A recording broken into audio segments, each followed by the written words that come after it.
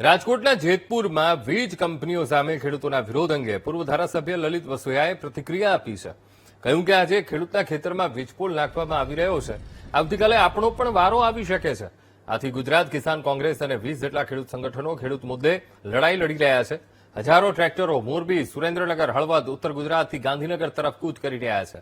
ખેડૂતના દીકરા તરીકે મારી જવાબદારી છે કે હું ખેડૂતોની સાથે ટ્રેક્ટર રેલીમાં જોડાઈશ.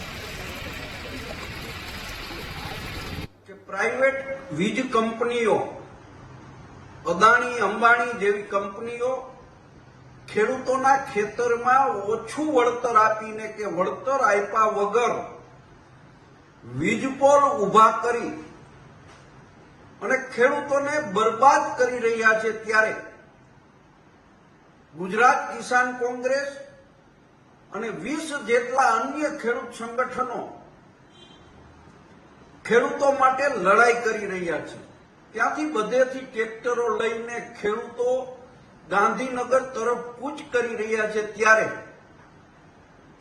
હું પણ એક ખેડૂતનો દીકરો છું અને આવતીકાલે સવારે 10 વાગે હું વિરમગામ સાણંદ રોડ ઉપર જ્યાં આ યાત્રા હશે ત્યાં મારા વિસ્તારના 35થી વધારે ખેડૂતોને સાથે લઈને આંદોલનમાં જોડાવાનો છું.